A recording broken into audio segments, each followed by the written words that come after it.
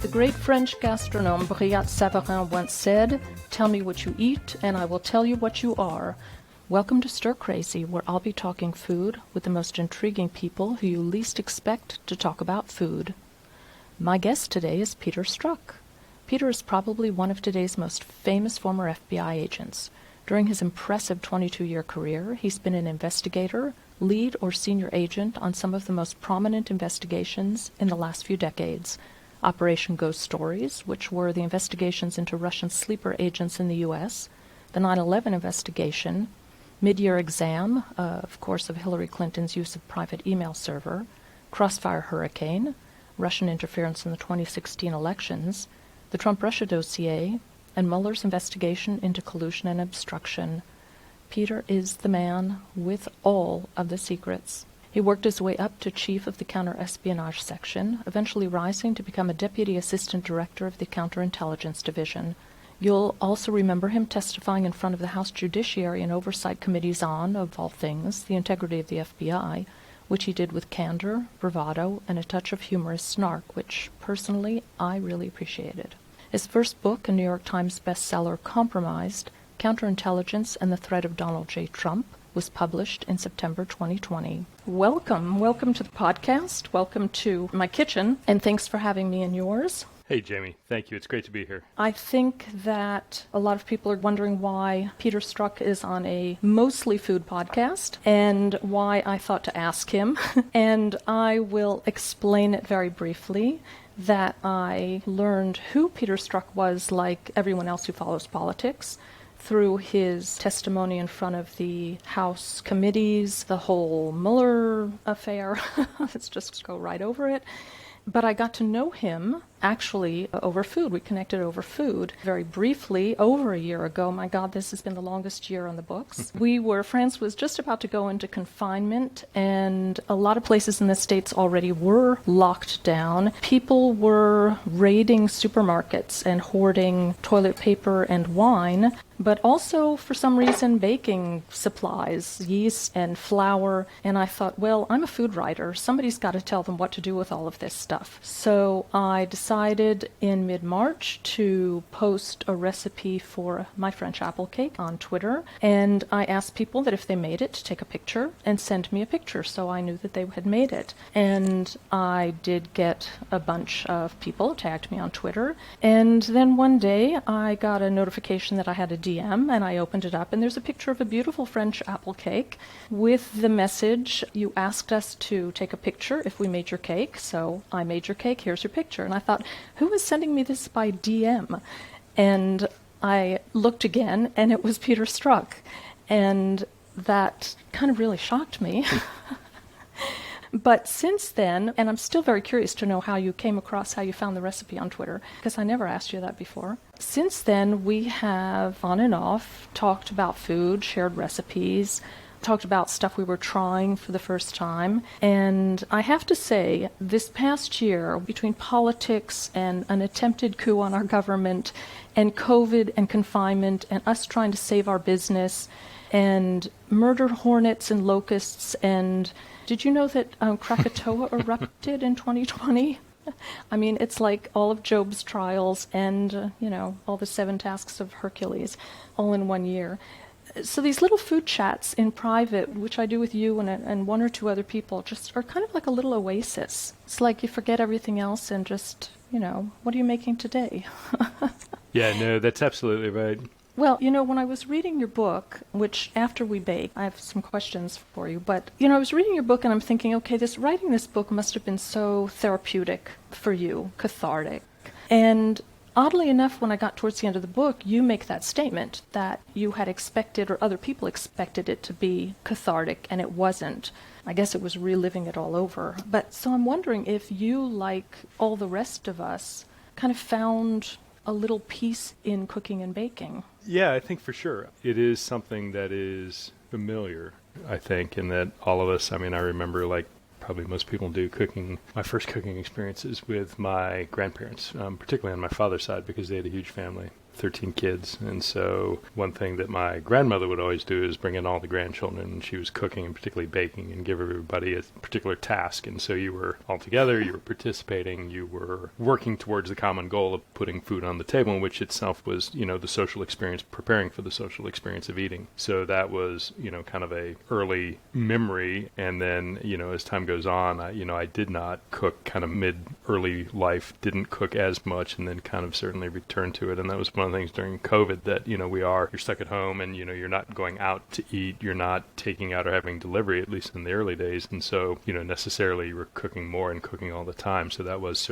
on the one hand, the return by necessity to cooking a lot more. And, I think there certainly is a familiarity to the experience of cooking. So that was, one of those things as to how, I don't know how, you showed up somehow on my timeline, and it was the photos. You have gorgeous, whether you take it or whoever takes pictures of your food is extraordinary because it just looks so good. And I remember seeing something and saying, God, that looks absolutely delicious. And it might have been that apple tart recipe, or something else. But then, when I looked at it and you were kind of publishing, kind of pandemic recipes, I thought, well, that's a great idea. And, tried that apple tart, and it was fabulous. But I don't remember how or where you popped up in the timeline. But, that's one of, we were talking earlier a little bit, one of the few benefits to COVID is I think many of us, ended up on social media maybe in a way we wouldn't have otherwise, and come across people and create these virtual friendships that, but for COVID, probably would not have occurred. So, there are a few things I'm thankful for in this past year and a half or however long it's been, but certainly that's, meeting folks like you and others are very much part of that.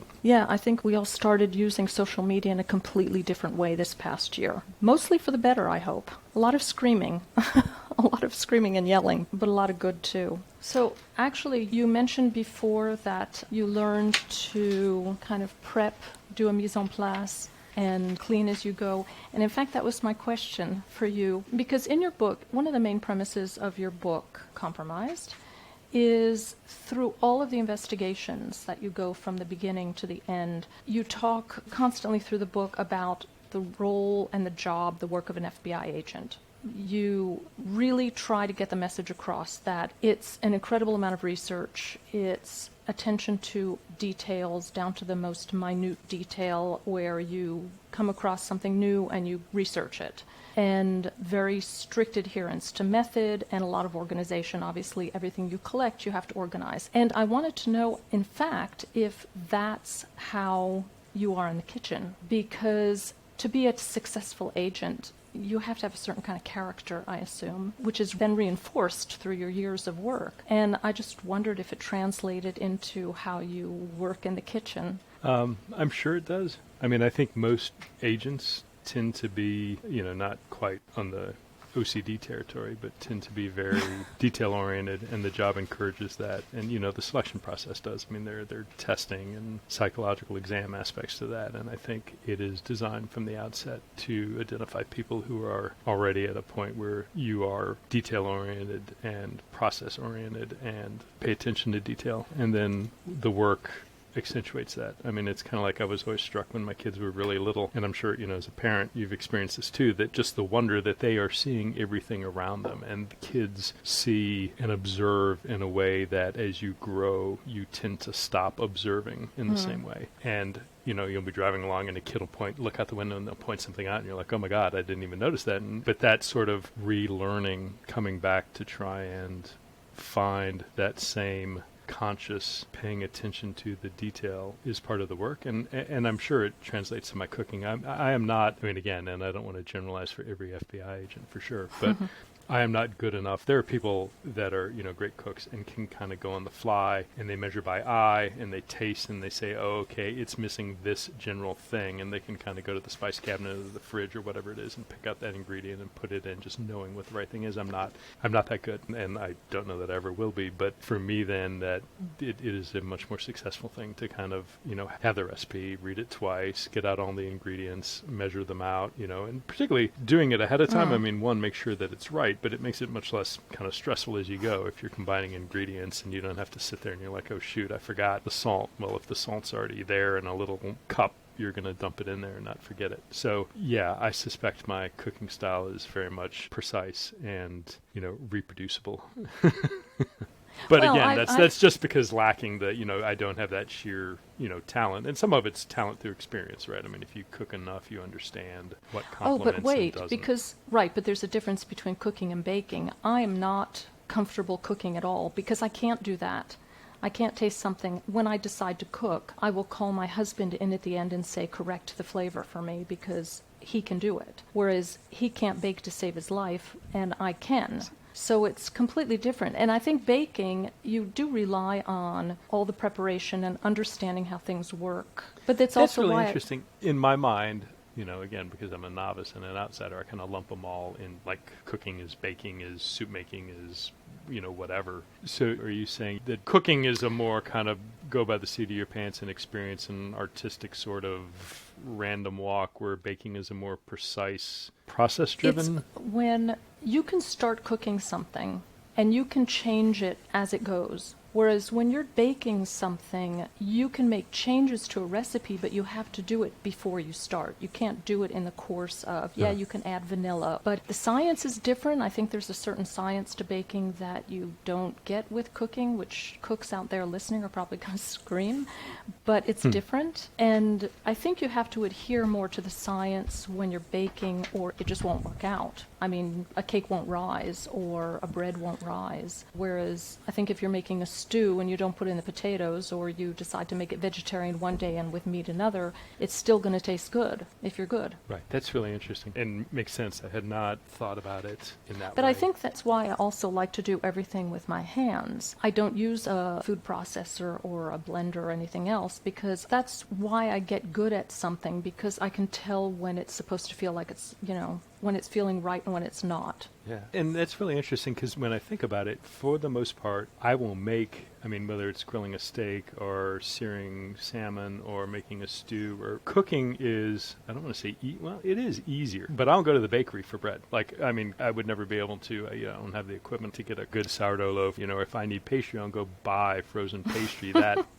The idea of making that, the complexity of that. So is there, in the cooking world, is there kind of a accepted hierarchy of difficulty? Like if you asked 1,000 chefs, they'd say, oh, God, no, the baker's is the hardest job, or no, this is the hardest, or is that everybody's going to have a different answer? Probably everybody's going to have a different answer, because like I said, my husband, I had left focaccia dough in the refrigerator, and he thought, oh, it's easy. You take it out, you roll it out, you brush it with olive oil, salt and pepper, and you put it in the oven, and it didn't come out right. So, I just think they're so different, and I know there are a lot of people that can do both perfectly well, but there are some people that are just, I think, better. Well, I can say there are some people that are better at one and understand it better than the other, because I'm one of those people. Right.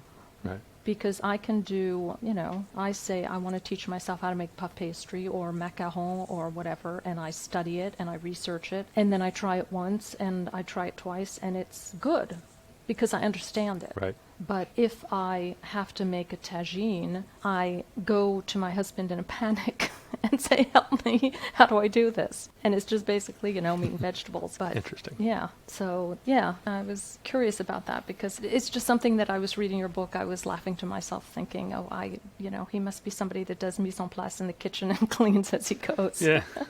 No, exactly. I do it because, for a couple of reasons. One, I do it because it's helpful and it aids my process. But two, there's also a very kind of innately comfortable aspect to that, of laying everything out, of knowing where it is, of having it in the same place every time. And if I'm prepping and the wet items are in the same place every time, or if I'm putting the eggs out on the counter, they're always generally going to be in the same place. There is that, one, it's efficient and helps, but two, for sure, I'm certain there's probably some subconscious comfort of doing it in the same way. And what's interesting, I was reading something else about, with aging and how patterns can actually become counterproductive later in life, that you want to introduce variety because, particularly as your brain gets much older, having variety and difference is far more important to sort of brain health and, some the dementia and other just loss of function. That too strict adherence to patterns isn't great for your brain. And so building in variety is an important. Now, I think we're decades off from that really being an issue, but it was just an interesting idea that I hope. I very much am very much a creature of habit, and that, the idea of at some point that habitual behavior can be counterproductive, that variety and spontaneity and randomness are really important parts to life. But you could actually say you're acquiring technique. But then you would have to apply it to new things. So you made scones today. You've made, more complicated things before. You've made cannelé, which I'm still terrified to try and make. Other than the wax, they're a lot of fun. Cooking with, I'd never cooked with wax before, and it's a pain to clean up. That's just, again, going to that sort of like idea of neatness and order. And for your listeners, that's essentially they're a French little pastry that you bake in these tin molds, which you brush with beeswax on the outside, which creates a really fine, crispy shell, which keeps them really crispy on the outside and moist on the inside, almost like a custard. But you've got to melt the wax, and I've never done it before, and melting wax sticks to everything, and your brush gets all gummed up. It's just nasty. Lord. They taste delicious, so you've got to try. There was a place that sold them at the market when we lived in Nantes, and they were like $9 a piece, and now I understand why. They're really expensive. And that's cheap. I mean, I was looking online. What's the kind of gold standard for the... No. But I couldn't afford those. I mean, those. No. I don't. No, I'm not talking about the copper molds. I'm talking about the cakes. Oh. They're really expensive. That's really expensive. Oh, that's They're crazy. really expensive. Oh yeah, no, the copper molds are really expensive. They're ridiculous. Yeah, there's a big kitchen supply store that opened up a few years ago, and I went before COVID, and they had them, and they sell them in like packs of 3 for I think they were like $25 or $30, so which is probably not that bad. But again, it's one of those indulgences. It's like escargot shell holders. It's like, okay, well, this is extraordinarily functional and necessary, but on the other hand, if you're doing it twice a year, does it justify the cost or not? But yes, it does. Every time I walk into like Sur La Table or Williams Sonoma, some of the high-end cooking stores, and you look at all these little precise $20 cooking tools that you'll use once every 2 years, it's like, oh God, I know. Which is why having an addiction to things like wooden spoons and metal whisks is actually cheap. Right. It's actually more practical because you could buy them at the grocery store, which is what I do. So go back to your growing up. So I want to hear more about this grandmother. So you are from Strzok is Polish. So how many generations back did they come over? So they came over. So my father's side is Polish and my mother's side is Irish and Scottish. The Polish side of the family came over, I want to say my great-great-grandfather. Well, no, because my grandfather was the first, I think he was born in the U.S., so his father was born in Poland. So my great-grandfather immigrated, so whatever generationally time-wise that makes. Okay, so you knew your grandparents who had been raised by people who grew up in the old country. That's right.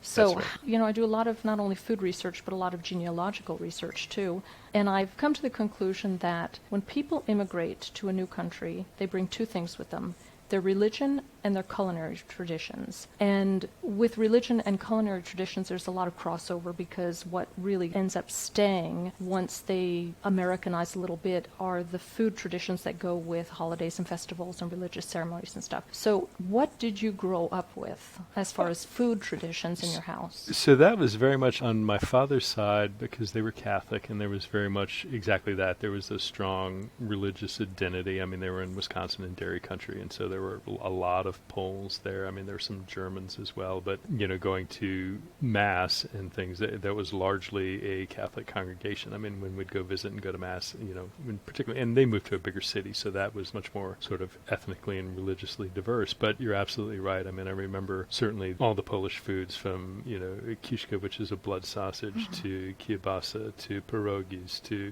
just, and your point that there would be things that, particularly at religious holidays, at Easter, we make this, at Christmas we make this, and they're holidays, but they're religious holidays, and so that was wrapped up. Now, interestingly, my mother's family was Protestant and down in North Carolina, and cooking was important, but it didn't have that same association with religion. I remember, again, sitting with my granny, with my maternal grandmother, and, the people would come by selling vegetables, kind of door to door and buying like snap peas and sitting there and, taking out the strands of the string beans and snapping them and, cleaning the corn on the cob. And again, it was that sort of communal cooking experience, but it was not tethered to religion in the same way it was on my father's side. I mean, certainly, you celebrate Easter, Christmas, or religious holidays, but there didn't seem to be the same feeling of attachment of the food to the religious event. But they were in the U.S. longer. I mean, not, going way, way back, but certainly several generations longer. So perhaps that's more attenuated with time on that side. But it's funny because I do have food memories raised with both of my grandmothers. And so when you were young, your father moved you you lived in Iran, Yeah. you lived in Burkina Faso in Africa, you lived in Haiti. From what age to what age? I mean, that was your childhood and youth. Yeah, that's right. So he was a career Army officer. I was born when he was still in the Army. We moved all over the place and frequently, I mean, all around the U.S. And then we lived in Iran twice when I was 3 and 4 years old, and then returning again when I was 8 and 9 years old, and then from there to West Africa, from West Africa to Haiti. So we moved around quite a bit, and I mean, it sounds unusual, but it was my kind of the only experience I knew, so it felt usual, but it certainly had a lot of... But when you moved, I mean, we'd moved our kids to Italy. It's not the same thing. Your father took you to countries where there was a safety in an expat bubble. Did you experience the communities? Did you experience the food? Did you go into people's homes? It's a great question, because I think depending on both the country and the nature of the job, you can tend to be more in the expat community, both either specific to the United States and the American community versus the international community. I mean, the first time he was in the Department of Defense in Iran, and there were a ton of American advisors working with the Iranians at the time. So I think it's a different experience if you were a State Department child and you're part of the embassy community, and we were not that. So certainly, not in Iran the second time. He was working for Bell Helicopter, and in West Africa and in Haiti he was doing development work. So that was very much, was part of an expat community. My recollection of West Africa and Haiti for sure was a lot of interaction outside of that expat community. I mean, working and, socializing and spending time with either Burkinabe or Haitian colleagues, and then in addition to the international school, which taught in English. So that wasn't just Americans. You had members of the international development community, or members of the the English speaking diplomatic corps, who were all part of that. So even years later as an adult, did you go back and interest yourself in the culture and the food? Do you do any kind of cooking? Some, for sure. And it's interesting, like Persian food is amazing, and I love it to this day. I'll cook and dabble. I should do that much more than I have. But it's interesting how much the role of food is so critical to every cultural experience that I've ever been in. I mean, obviously it's necessary for life and the way societies and cultures grow up around the aspect of how you interact with food. It's very much woven into the social fabric in slightly different ways, but it is universally, in my experience, it is a social event. I mean, it's not something done out of utility. It might be if you're running in the middle of working to grab lunch, but there is always the idea of a social experience around a meal, that you come together, and the idea of abundance. And,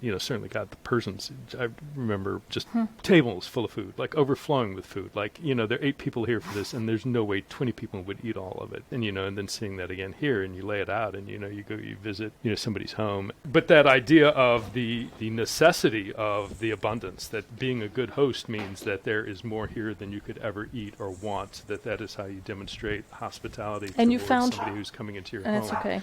And you found sorry, that anywhere you went. Right, and then of course the hard part was when you go to the developing world, okay. like the conditions of the dog is very excited about the stuff in the oven.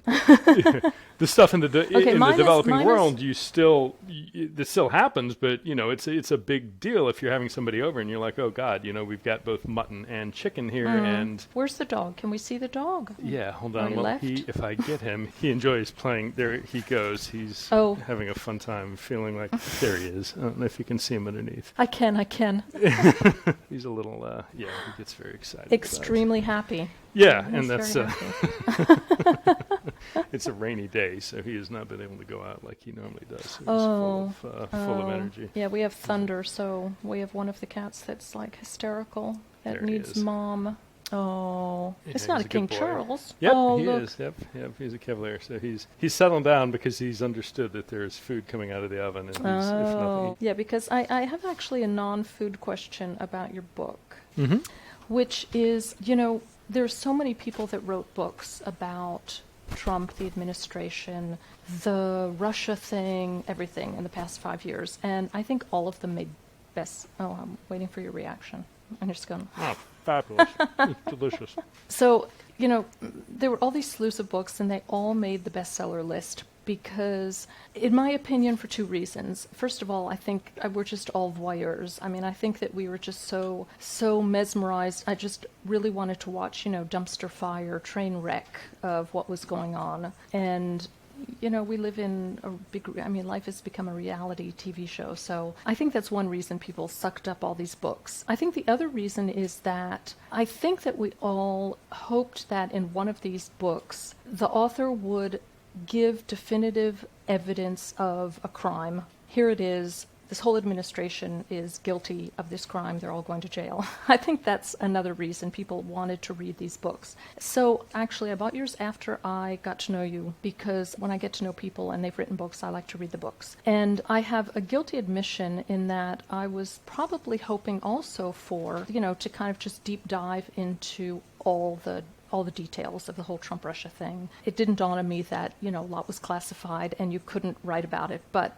you buy these books and you hope it. So I opened to chapter 1 and find us in the early 2000s in Boston with the ghost stories, which I had never seen The Americans, and I only watched The Americans in the past couple weeks after I read your book to find out more about it. And I have to say, I don't know if you've watched The Americans, but the main FBI character, Stan Beeman, did you watch it? I haven't. I've never watched The Americans. Okay. I just found him to be like an incredibly stupid human being.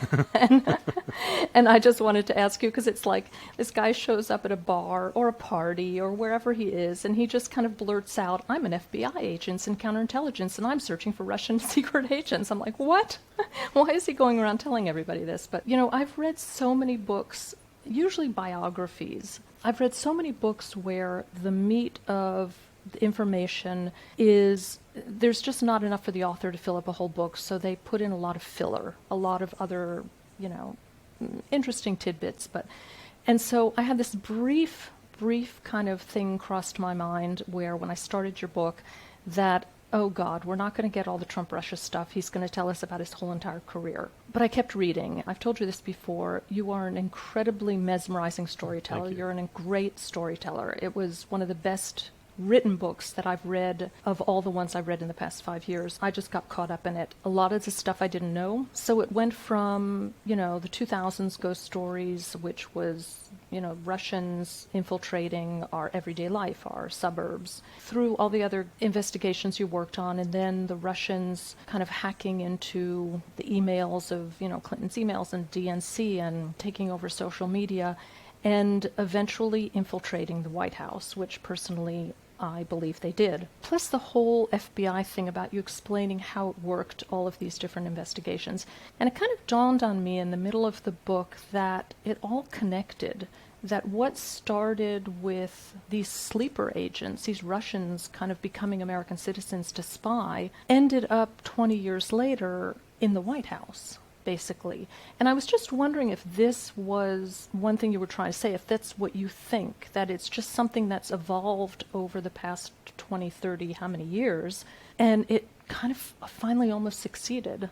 Does that make sense? It does, and I'm glad you found it worthwhile in that way. I was trying to write a book that was more than just something that you could pick up in 20 years, or some, master's student who was studying. I'm convinced we are going to look at the 2016 elections and the immediate post period of that the same way, like if you're in school and you study the Cuban Missile Crisis, just in terms of what happened because it was a notable point in history, the various organizational behaviors, and that it's going to be, whether the Cuban Missile Crisis or Watergate or whatever it is, that's going to be something that, students in 20, 40, 100 years are going to look back at this time period. And I very much wanted to write it, one, to have kind of an accurate, authoritative accounting of what at least we were doing in the FBI and seeing. And the other thing was counterintelligence is a very misunderstood field. I mean, to the extent people, if you think of spying, you think of James Bond or you think of the Americans, but there isn't typically a lot written or discussed about counterintelligence. So I wanted to use the book also as an opportunity to say, hey, yeah, I'm going to talk about Trump and Russia, but in order to do that, you really need to understand what counterintelligence work is, and that means you really need to understand, what intelligence is and how the Russians go about doing it and how the U.S. goes about doing it. I didn't write it for an inside the Washington, D.C. Beltway crowd. I wrote it for somebody who's interested, who,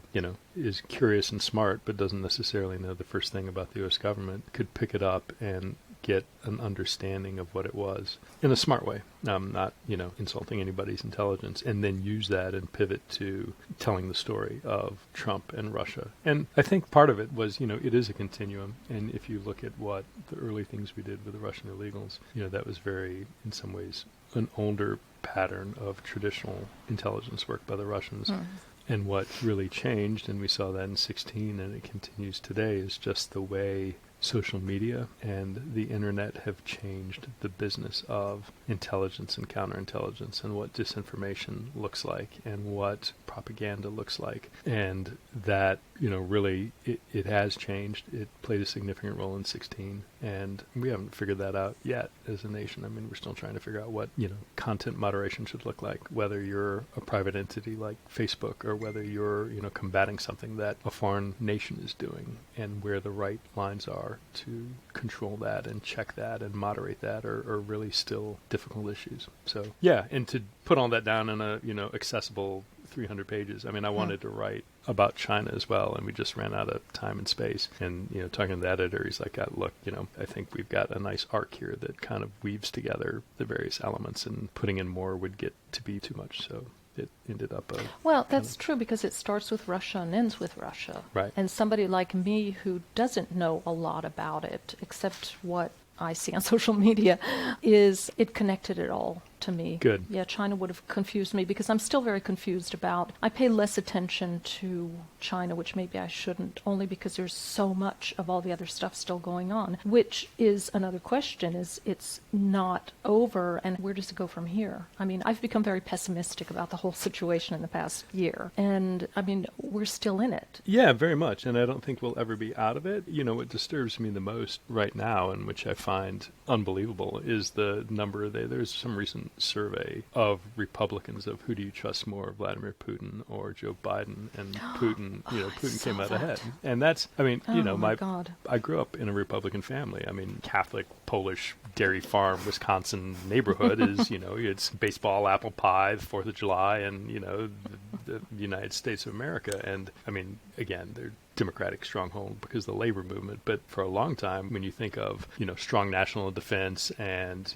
promoting democracy abroad, those are they're American values, but there are certainly values that the Republican Party traditionally associated itself with. And the idea that you'd have anybody in the Republican Party, I mean, the godless communists were the devil and the enemy, and now you've got people who are saying, yeah, I believe Putin more than and Trump issued some statement of right before Biden met Putin in Europe, saying, well, I still believe Putin essentially more than I believe the U.S. intelligence community. And that's crazy. And I don't know how we get past that, where people are putting their party and their personal ambitions ahead of their country. They're willing to take information they know is coming from not only a foreign nation, but a hostile foreign nation, and use that to stay in power, to gain power. And the fact that that could be approaching normal is really deeply disappointing to me, and I don't know how you back away from that. There seems to be, at least on the China side, there isn't that same willingness to kind of cozy up. There's, and you saw that in the last administration, that, kind of trying to make China out to be the absolute devil, which it's not. But I do think if you look at the strategic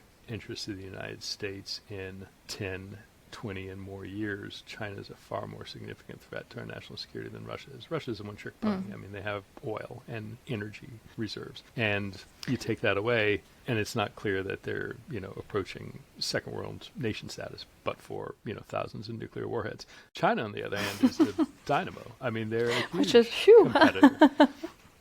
Yeah, that's a cold comfort, right? But, China is trying across the board. They have just a dynamo of an economy that is dominating the global scene. They are reaching out increasingly to markets around the world that are pushing us and Western nations out, and, pose much more of a threat to the global strategic order as a still rising power.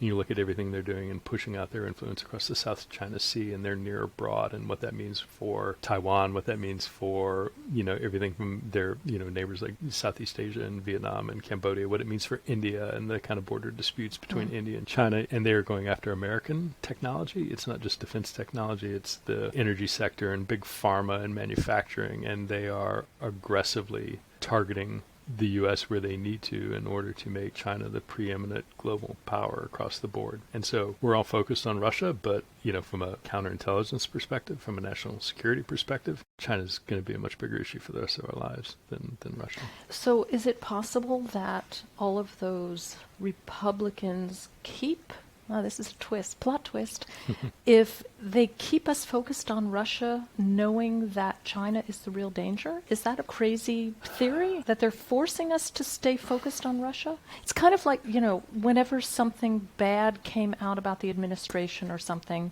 Trump would do something stupid or say something stupid, and they would, say, look, squirrel. And we would all look at the stupid stuff while all the criminal stuff was being unnoticed. Are they doing this with Russia and China? I don't know if it's anything that clever or sophisticated. I think they just see, I think, look, it's going to be whatever. Unfortunately, what you're seeing is just the elevation of power ahead of any sort of ideal or sense of patriotism. And if China suddenly became a strong source of funding or advantage, you would see a change in tone. And I think it just so happens that, particularly look at Russia, they were providing disinformation through Ukraine about what Hunter may or may not have been doing, and Burisma, may or may not have been doing, but it was very advantageous to have Rudy out there sniffing it out and trying to throw out this nonsense into the public debate because Trump thought it would be advantageous to him in the election, even if it was Russian disinformation, and it was. China wasn't doing that. You see China was doing some things in the propaganda disinformation sphere, but that was much more their own immediate interests. COVID didn't come from China. That's nasty American propaganda. China isn't going after and interning the Uyghurs. That's nasty American propaganda. China isn't some, regional hegemon crushing everybody in its sphere of influence. That's evil American propaganda. So it's not, they weren't reaching into American domestic affairs like Russia did. But, they're certainly active, but they're active in their things of interest to them. But I don't think, to your original question, I don't think it's a deliberate, clever, and who knows, I could be completely wrong. I think it's having that effect. I think we're talking still too much about Russia and not enough about China, but we have to talk about Russia because they're doing really bad things. And we have an entire political party that's cozying up and aligning themselves with them. So we have to talk about it because of their actions and behavior. Yeah, it's impossible to understand. there's people that I went through elementary, junior high, high school with, college, that believe every conspiracy theory, and you think, how did I come out this way and they come out that way when we had the exact same education? Our dads worked together at NASA. It's like, kind of exhausting. It is. And it becomes something almost like a cult where you have to get to the point of actually deprogramming to get away from it. And how you, it's when you start going down that rabbit hole and you start believing it, to consider the alternative, which happens to be the truth, carries such a price of personal embarrassment and shame that, God, I can't be wrong, because if I'm wrong, God, how stupid am I? So, and I'm not stupid, I don't think, and if I am, that's so shameful, and I don't even want to think about it, so of course I'm not wrong. There's always been this conspiracy fringe in most countries, but certainly, you go back in the Illuminati or the Knights Templar and all these silly things. But in the U.S., you had, just crazy little fringe theories going back as far as we've been a nation. But you'd have to find it in small groups in meetings or pamphlets. Now you can just log on and anybody can sit there and kind of come together in the, unifying crazy conspiracy theory land online. That before you'd have to kind of seek it out, and you don't have to seek it out anymore. It's just immediately In available. the middle of the last 4 years, I watched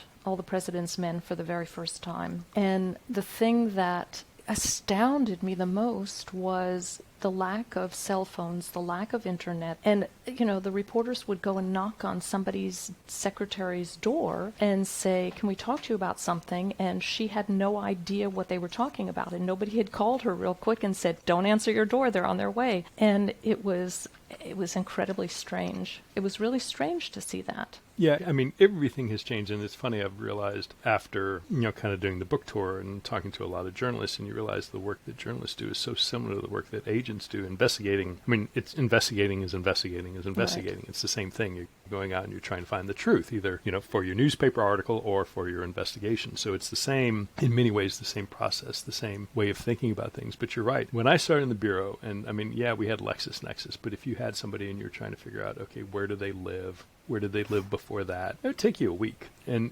you'd have to go out and you pull out your paper map and, driving all over Somerville or Cambridge or wherever the case may be. But now you can do that in a day. You can sit down, Google Maps, you can get a street view. I've got a picture of your house. I've got a picture of the side of your house. house and the back of your house. I can sit there and go and easily come up with, your current address, your past 2 addresses, who lives with you. And it's just 2 hours. I can do what took a week when I started in the FBI. Well, what's terrifying is when you say, I wonder what happened to so-and-so that I went to college with, and you Google them, and there's absolutely no trace of them on internet at all. They're not on social media. They have no website. They're not on LinkedIn. And they're alive. And you're thinking, how did they get through so many decades with no online trace of them at all? Yeah. And that becomes the weird thing. Hard. Yeah. Right. Yeah, I mean, you actively have to try that now. And the only people who are actively trying, in my experience now, are either people who are government employees or people who are, Luddites and believe that, I need to wear a tinfoil hat because they're tracking me with the satellites.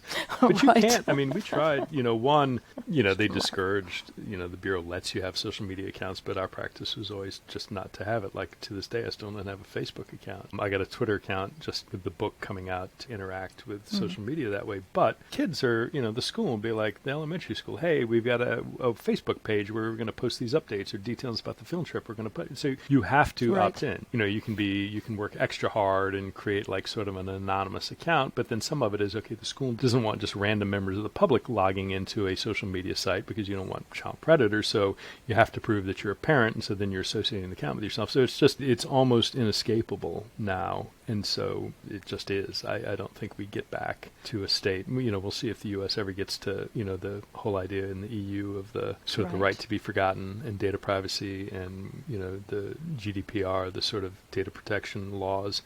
If the U.S. ever gets there, I think there's a lot of merit to that, but I also think there's a ton of money and commercial interest in having all that information out there, so I'm not hopeful that the U.S. ever gets to that place. Well, I mentioned Twitter to either my husband or somebody else in France, and they laughed at me and said, the number of people in France who are on Twitter is so small, whereas in the States, I think it's like the majority of the people. So maybe because in the States we move around so much and we live so far from people we know. And in France, you basically are next door to the people you always live next door to. So I don't know. I mean, because people here, I talk about Twitter and they look at me like I'm kind of strange. I'm the foreigner. I'm the American. So it's... Yeah, and it's definitely, I've had people close to me saying, look, just take a break, and the benefits of that just not going on for a week. I mean, you realize you don't miss it, and then, of course, you fall in, and 2 hours later you come up from scrolling through. But I think I'm curious to see what happens. I mean, there was a symbiotic sort of COVID isolation coupled with social media. Right. They reinforced each other, right? So you're not going out with friends, you're not meeting on the block or walking around the neighborhood and talking. So the positive aspects was, like this, like you create new social relationships online. The downside is all the dreck that comes along with that, and the flame throwing and the idiots and the trolling and all the stuff that comes along that is coupled with that. So I expect probably there will be a decrease in, certainly I know for me there will be in social media, but I'm curious kind of across the board as people return to normal that the amount of time on social media will drop. Maybe not though. I don't know. Well, we in the tourism industry have been wondering if tourism is going to change. Once people have the chance to move around again, will they just go back to their old habits, or will something have happened that they change? And it's the same with social media. It's impossible to know because you can reason either side. People have realized that. But then there's also the, everybody really falls back into old habits because it's so easy. So it's impossible to know. But I got to think tourism is going to be safe. I mean, there's such a pin-up demand. There is a natural, I want to go someplace. I want to see someplace different. I want to experience something new. I've got to think that remains constant. I mean, maybe not. I don't know. I don't know that it's enough to have made us permanently less social or less willing to travel. But at the end of the day, I think people will return to it. I mean, there's a reason we did it before. Yeah. And I think that's the perceived, utility and pleasure of it that hasn't changed and just how long it takes to get there, I don't know. So we'll see you in France in 2021 or 2022. Probably 22, but yeah.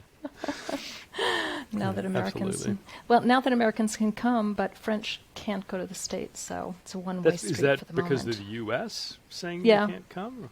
I think Joe Biden wants to, what I read from the article today is that Joe Biden wants to make sure, which is smart actually, wants to make sure that enough Americans are vaccinated and that the Delta variant, well, the other variants aren't going to take off, which is what our worry is in France. Basically, our worry, not, I don't know who else worries about it. Is opening up going to last, or is it going to have been a mistake like last summer? So who knows? We'll find out. Yeah, it Well, may be 22, so we'll see. Yeah. So I've taken up your morning and taught you how to make Fun. scones. Which I continue to eat, and it's delicious all the way to the... Good. The nice part about getting towards the end is you get more of the crunch coming together. They're lovely. So. So there's so much more to talk about, obviously. I hope you'll come back again and we'll make something more complicated like puff pastry or cream puffs. Or I like jam. having success at the end of the experience. I worry we get to that and I'm staring at a plate of slop isn't the same.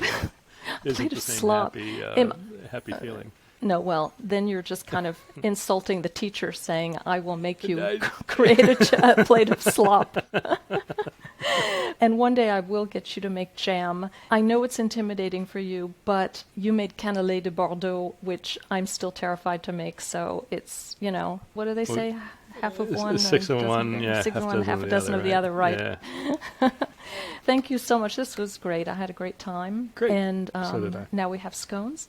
And I will look forward to getting photos of your next cooking adventure. Absolutely.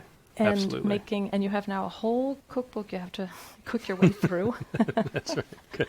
So Of course. thank you It was so great. much for being here. And we'll see you soon. Now that you've enjoyed the Stir Crazy podcast, head over to the Stir Crazy YouTube channel to watch me and Peter bake scones. You are not going to want to miss that. Make sure you subscribe to both the podcast and the YouTube channel so you never miss a single Stir Crazy episode. Sounds great. Good. Talk to you soon. All right. Okay.